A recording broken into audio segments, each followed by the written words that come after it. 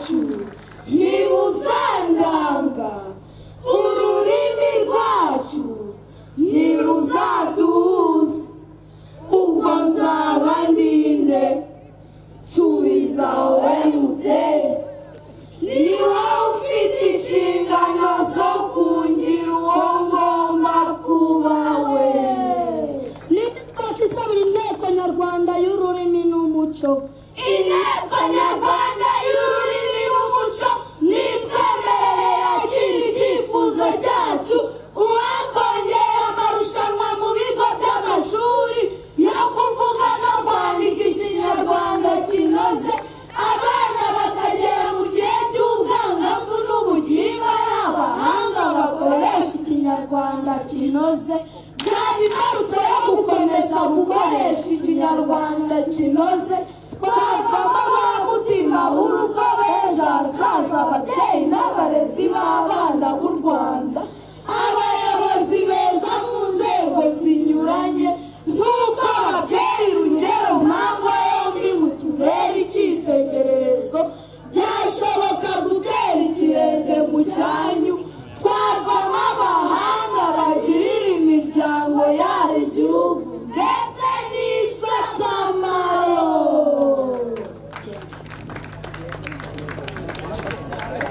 Munyemere twakire abahanzi bacu, umuhanzi Tuyisenge Jean de Dieu ndetse na Senderi. Tugiye kubaririmbira indirimbo za gakondo za hano twahanze tugendeye ku muco wacu w'ururimi rushamikiye ku kinyarwanda rw'ikirashi. Iyo ndirimbo tugiye guheraho yitwa Ikirashi.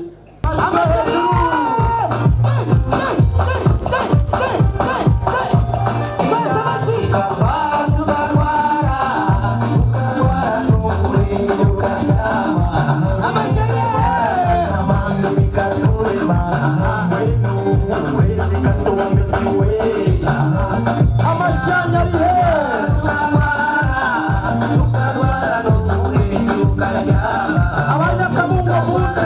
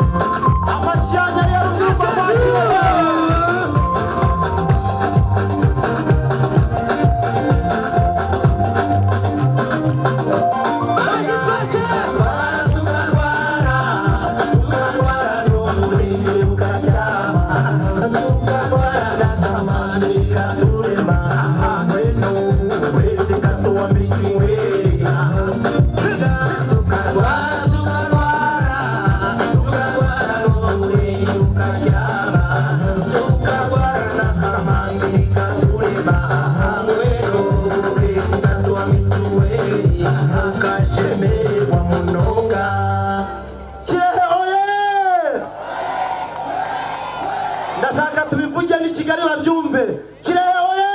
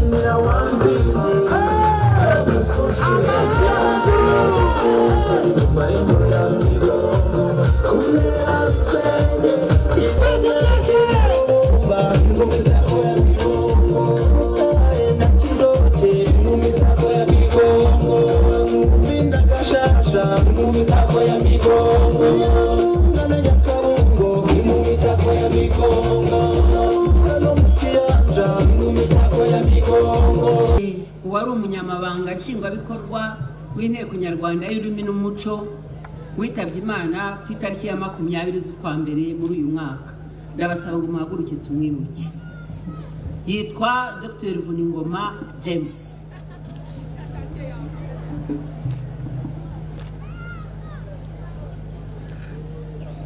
Murakoze. Nyakubahwa umunyamabanga wa leta muri Minisiteri y'Urubyiruko n'Umuco ukaba n'umushyitsi mukuru, Nyakubahwa Senateri Cyprien Niyomugabo, Nyakubahwa umunyamabanga nshingwabikorwa w'intara y'Iburengerazuba, Nyakubahwa umuyobozi w'akarere ka Kirehe, Banyakubahwa mugize inteko nyarwanda y'ururimi n'umuco, intiti n'abakozi bakora muri urwo rugo, Banyakubahwa muhagarariye inteko z'umutekano, ingabo na polisi, Banyakubahwa muyoborerwa n'inzego z'igihugu muri hano, Banyakubahwa muhagarariye amadini n'amatorero hano, batumirwa mwese namwe bafatanyabikorwa, babyeyi, rubyiruko, banyakirehe mwese. Mbere yuko mvuga ijambo nateguye, munyemerere nshimire abana bamaze kunyura hano, umurerwa watubwiye umuvugo mwiza n'imitavu yaduhamye ikaduhanura kandi itaturuta ubukuru. Nejerejwe no kuba ndi kumwe namwe mu birori byo kwizihiza uyu munsi mpuzamahanga w'ururimi kavukire muri aka karere ka Kirehe mu ntara y'Uburasirazuba. Uyu munsi mpuzamahanga w'ururimi kavukire ufite amateka maremare, washyizweho n'umuryango w'abibumbye, usaba ishami ryawo rishinzwe iby'uburezi, ubumenyi n'umuco n'ikoranabuhanga mu ndimi z'amahanga bita UNESCO kuzajya wizihizwa ku isi hose ku itariki ya 21 Gashyantare buri mwaka. Ubwo hari mu 1999. Mu Rwanda byatangiye kujya mu bikorwa mu 2002, uyu munsi ukaba ari ku nshuro ya 17 tuwizihiza.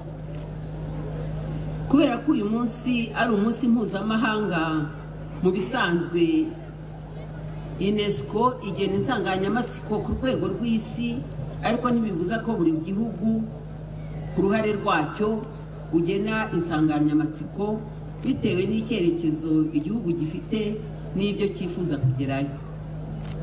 Niyo mpamvu ku rwego rw'u Rwanda uyu mwaka insanganyamatsiko twihaye ari yayindi mwumvise abana bagumye gusubiramo, dukoresha ikinyarwanda kinoze twese.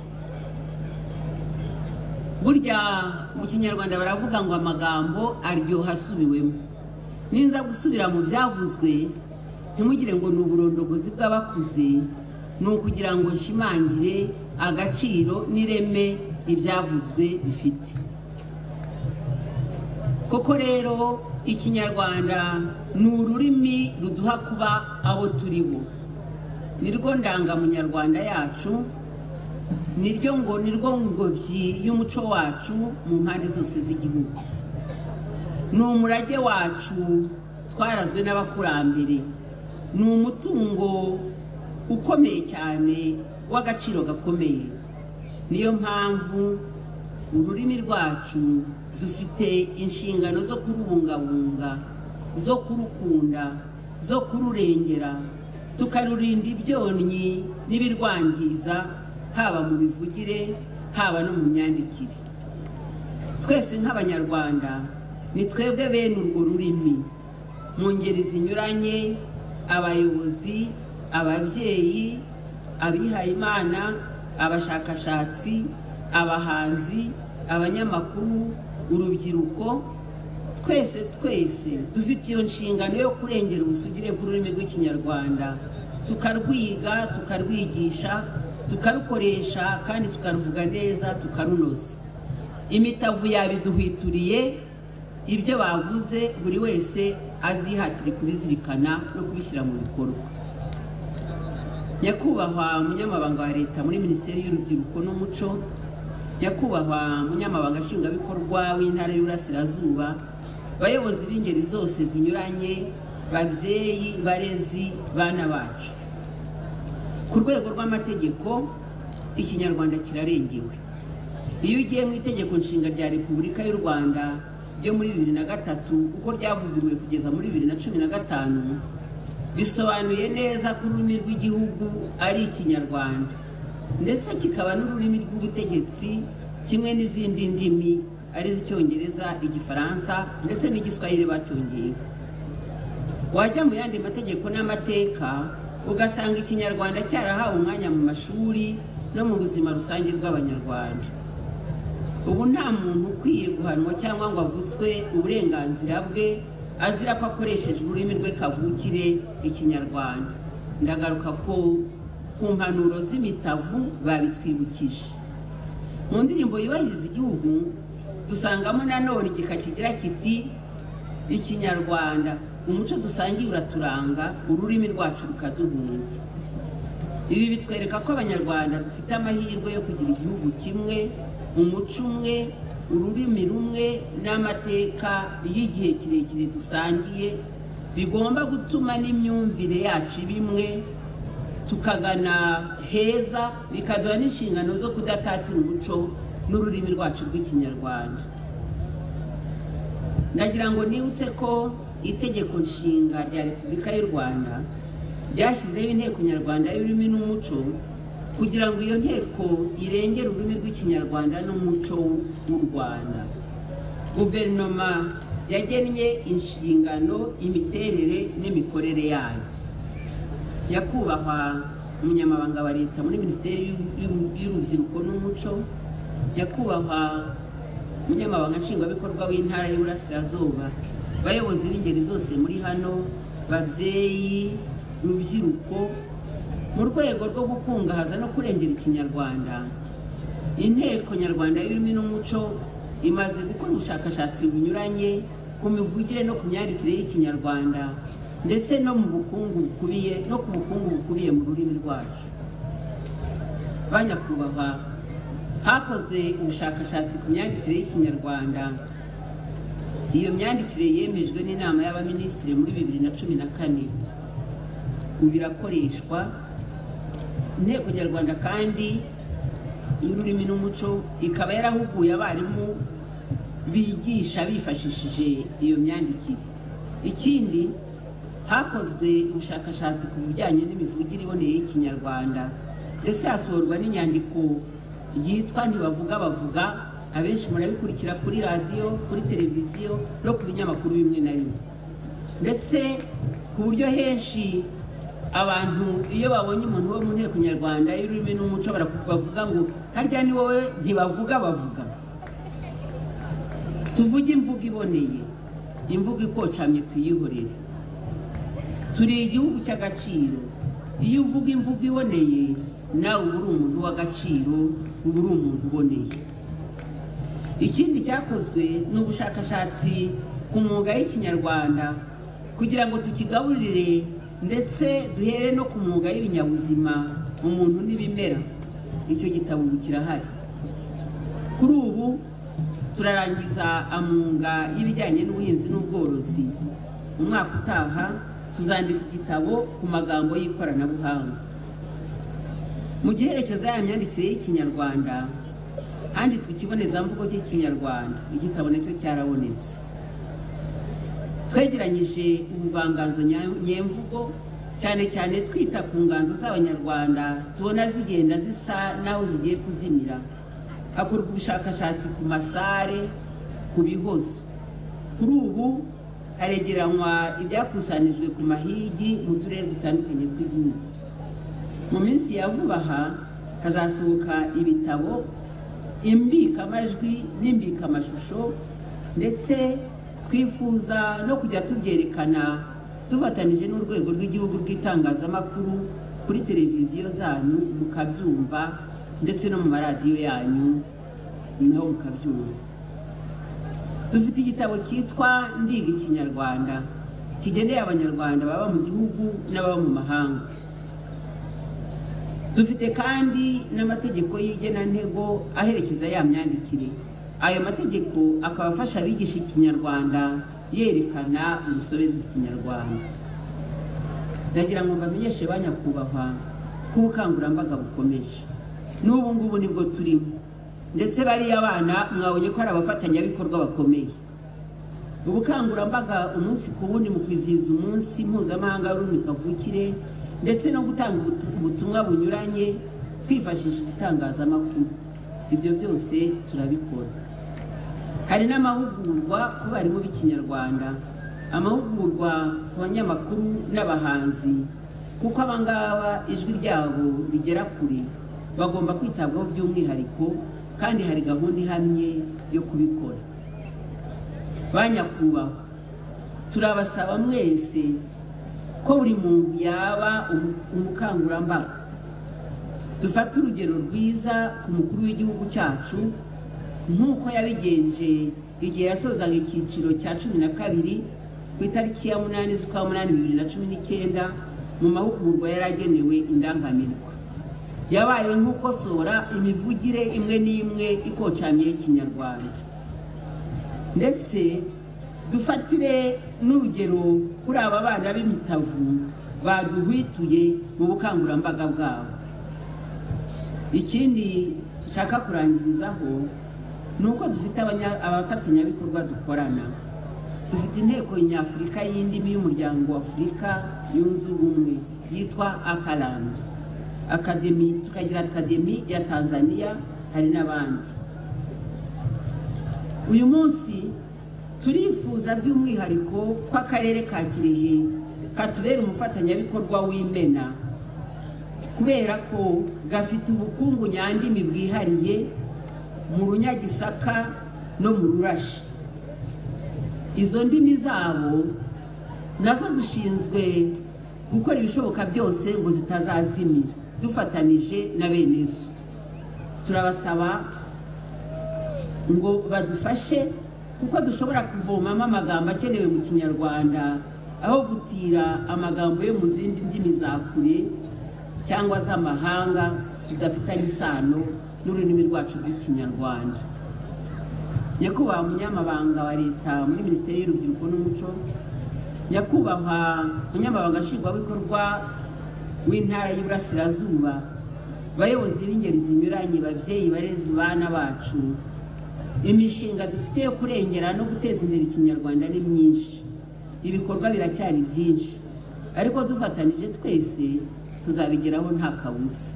Ngo abagiye inama Imana irabasanga. Twumve twese ko bitureba, twintera imwe tuvuga tuti dukoresha Ikinyarwanda kinoze twese. Murakarama, mugira amahoro.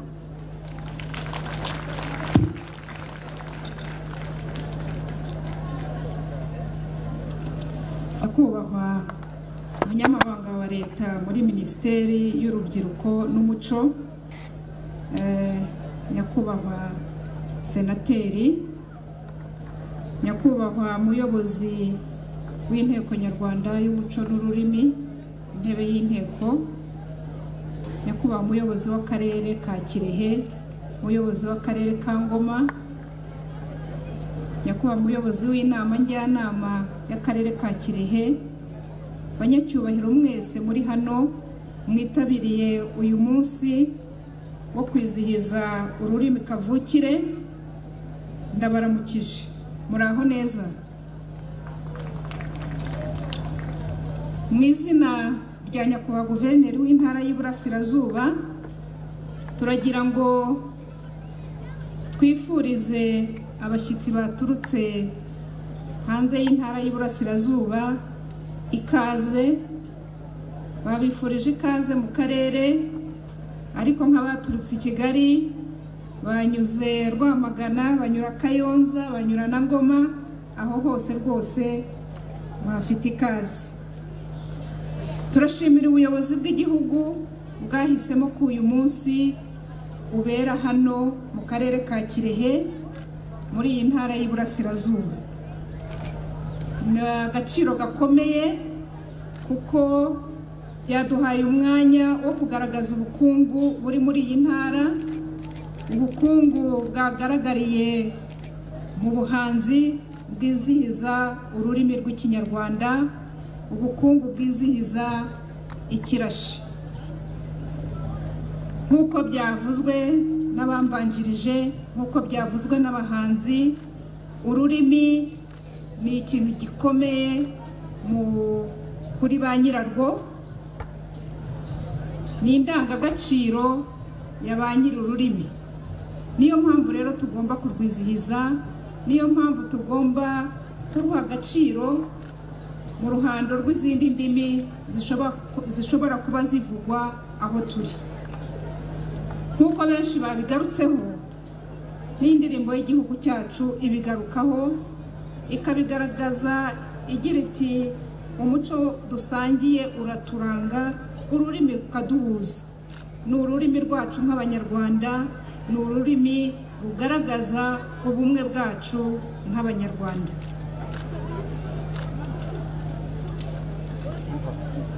Ni ngombwa rero ko turushyigikira, tukaruha agaciro kuko narwo niko gaciro kacu.